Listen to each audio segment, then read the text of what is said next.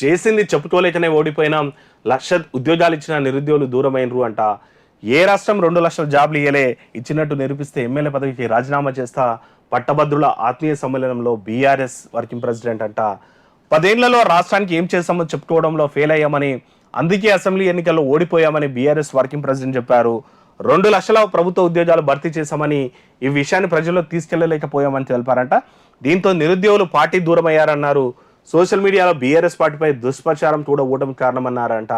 ఇక దేశంలోని ఏ రాష్ట్రం కూడా 10 ఏళ్లలో 2 లక్షల ఉద్యోగాలు భర్తీ చేయలే, ఇంతకంటే ఎక్కువ ఉద్యోగాలు ఏ రాష్ట్రమైనా ఇచ్చినట్టు నిరూపిస్తే ఎమ్మెల్యే పదవి రాజీనామా చేస్తా. మాయంలో ఒక్క ఉద్యోగం వీలదని పేపర్ లీక్ అయిందంటూ కొందరు సోషల్ మీడియాలో అడ్డగోలుగా ప్రచారం చేశారని, కౌలు రైతులకు ఇస్తామన్న రైతు బంధు ఏమైంది అన్నటువంటిది కూడా ప్రశ్నించినటువంటి నేపథ్యం ఉంది. ఇక వాళ్ళు చెప్తున్నారు, హైదరాబాద్కే పరిమితమైన వైద్య రంగాన్ని తమ హయాంలో ఖమ్మం, వరంగల్, నల్గొండ పట్టణాలు వర్తింపచేశాం. వరంగల్ టెక్ మహీంద్రా లాంటి కంపెనీలు తీసుకొచ్చాం. రేవంత్ రెడ్డి వచ్చాక ఆ కంపెనీ మూతపడే పరిస్థితి వచ్చింది. కొత్త పరిశ్రమలు తీకపోయినా ఉన్న వాటిని నిలుపుకునే ప్రయత్నం చేయండి అన్నటువంటిది కూడా. ఇక బ్లాక్ మెయిల్ రాజకీయాలు, బూతులు మాట్లాడే వ్యక్తి కావాలా, గోల్డ్ మెడలిస్ట్ కావాలో పట్టభద్రులు తెలుసుకోవాలి. Bayyaram steel plant, Kazipet coach factory తదితర అంశాల్లో మాట తప్పిన బీజేపీకి బుద్ధి చెప్పాలి.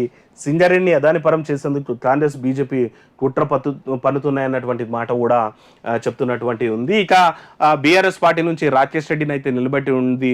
బిట్స్ ఫిలానీలో తను గోల్డ్ మెడలిస్టు, మరి ఆయన గోల్డ్ మెడలిస్ట్ కావాలా, బూతులు తిట్టేటువంటి వాళ్ళు కావాలంటే తీన్మార్మలను ఉద్దేశించి వాళ్ళు చెప్తున్నటువంటి మాట కూడా. ఇక చూడాలి మరి, ఎందుకంటే గ్లాడియేట్స్ అందరూ కూడా తెలివైన వాళ్ళే ఉంటారు. మరి వీళ్ళు ఇచ్చినటువంటి 2 లక్షల ఉద్యోగాలు ఇస్తామంటున్నారు. కేసీఆర్ సార్ అయితే సవాల్ చేస్తున్నాడు, వేరే రాష్ట్రంలో 2 లక్షల ఉద్యోగాలు ఇచ్చినట్టయితే నా ఉద్యోగానికి అంటే ఆయన పదవికి కూడా రాజీనామా చేస్తా అంటున్నారు. దాదాపు 6,41,000 మంది ఏది మన పట్టభద్రులు కూడా ఆ స్థానంలో ఉన్నారు. మరి వీళ్ళు నిజంగా వీళ్ళు ఇచ్చినటువంటి 2 లక్షల ఉద్యోగాలను నమ్ముతారా? మరి 4,61,000 మంది ఓట్లేస్తారా అనేటువంటిది అయితే చూడాల్సినటువంటి అవసరం అయితే ఉంది. ఇక